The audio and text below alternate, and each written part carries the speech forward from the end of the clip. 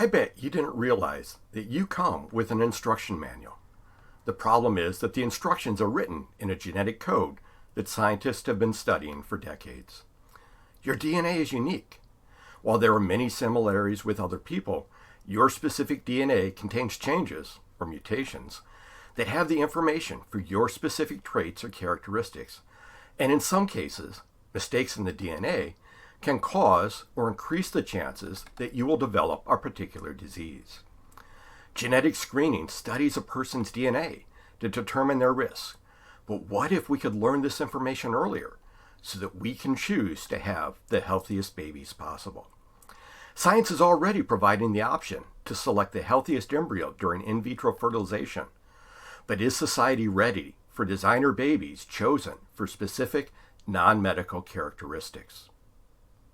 In this video, we will look at what is genetic testing, how does in vitro fertilization, or IVF, work, and finally, why is preimplantation genetic testing used? Stick around to the end of this video when we consider, should preimplantation genetic screening be allowed for non-medical purposes? Within each of your cells is DNA in the form of 23 pairs of chromosomes with about 3 billion base pairs. These base pairs are essentially letters used to code the information in the DNA. In 2003, the International Human Genome Project completed the sequencing of human DNA.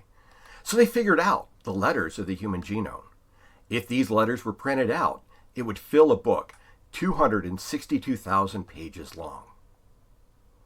Hidden within this information are approximately 20,000 genes or segments of DNA with information for building the proteins our body needs to function.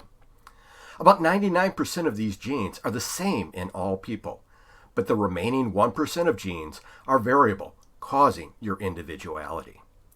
There are many other segments of DNA that scientists are studying to identify their function, or can be used to identify people who are closely related to you because they share similarities in these regions of the DNA.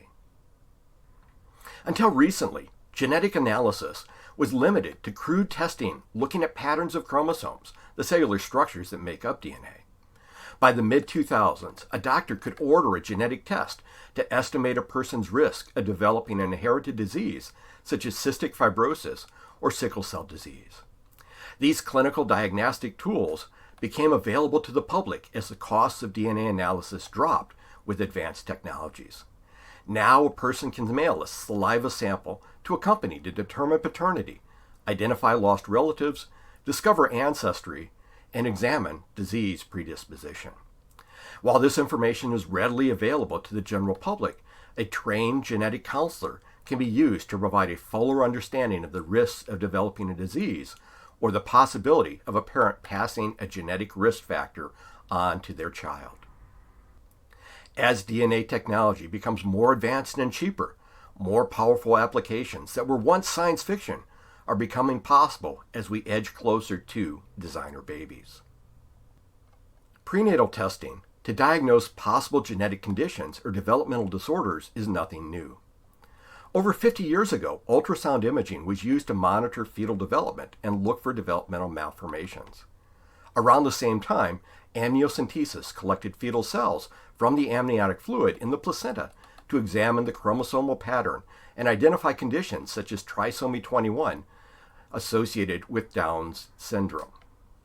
With the completion of the Human Genome Project in 2003, it became possible to conduct genetic testing to look for specific inherited conditions. Today, a genetic counselor can order a non-invasive blood test to gain additional information about the health risks for the fetus before birth. Until recently, prenatal testing required that the fetus grow during a pregnancy for weeks or months before it is safe to screen for potential health risks. Now, through the advances of assisted reproductive therapies in the form of in vitro fertilization and DNA testing or analysis, this can be completed essentially before pregnancy occurs. To understand the assisted reproductive process of in vitro fertilization, it is first necessary to understand the process of human reproduction. Fertilization occurs when a sperm cell joins with an egg within the mother's oviducts, also known as the fallopian tubes. With fertilization, the DNA containing genetic information from the sperm is combined with the genetic information from the egg, resulting in a unique collection of DNA with traits from both parents. The fertilized egg, now known as a zygote, continues down the oviducts toward the uterus. Along the way, the zygote divides, creating a ball of cells that will eventually implant into the wall of the uterus and will develop into an embryo that will grow into the fetus. The individual cells of the zygote can produce any of the body's cells, and if the zygote is split early on, an identical twin may be created. In vitro fertilization, the same processes occur outside of the body. The term in vitro translates to in glass, so in vitro fertilization occurs when egg and sperm are combined in a clinical setting. Now the fertilized egg, called the zygote, continues to divide. Once the zygote forms a ball of cells, it can then be implanted into the mother's or a surrogate's uterus to develop naturally. It is estimated that about 1 in 5 pregnancies will result in miscarriage, often before the mother is even aware that she is pregnant. The majority of these miscarriages occur within the first trimester when the embryo is forming primitive organs that will eventually grow and develop throughout the pregnancy. And the majority of these miscarriages are attributed to genetic abnormalities such as missing or too many chromosomes or specific genetic conditions. In embryos created through in vitro fertilization, physicians can remove a few cells from these early zygotes without affecting healthy development so that the cells can be tested to determine if they carry the DNA for inherited diseases. Like prenatal testing, preimplantation embryos can be examined for chromosomal anomalies such as trisomy 21 associated with Down syndrome, where a baby has 3 copies of chromosome 21 instead of the normal 2. But other genetic disorders occur when there is either an extra chromosome or a missing chromosome. These types of chromosomal disorders are estimated to affect about 1 out of 150 pregnancies. Older individuals are at higher risk of having a child with these chromosomal abnormalities, and often the fetus with these conditions will result in a miscarriage. Today, doctors and genetic counselors can test for the risk of many genetic conditions before selecting an embryo created through the process of in vitro fertilization for implantation. Diseases such as cystic fibrosis and sickle cell disease are caused by a change in the DNA of a single gene and can be easily tested using the current technology. Often, if parents have a history of the disease in their family, they will test to determine if the embryo has a high likelihood of developing the disease. In another example, one parent may be a carrier for the disease, meaning that their DNA will contribute to the disease, but only if the other parent is also a carrier. Parents in this situation may want to know if an embryo will also be a carrier, meaning that future generations, such as grandchildren, will be at risk for the disease, even if the child isn't. Who knows what the future may bring?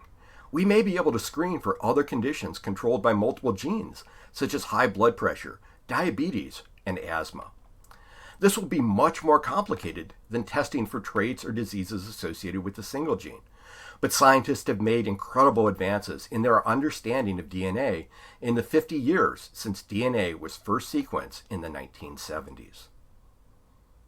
The in vitro fertilization procedure creates multiple embryos, of which only a few may ultimately be implanted to start a pregnancy and develop into a baby. This provides an opportunity for doctors and parents to conduct pre-implantation genetic testing to screen the embryos before implantation to choose the healthiest ones. And isn't that the goal of every parent? To have a healthy child. However, many scientific and technological advances can have multiple uses. Genetic testing to evaluate health risks is well established. But should this technology be used for non-medical purposes? Most characteristics that parents may want for their child are the result of multiple genes that are currently not as well understood as medical conditions.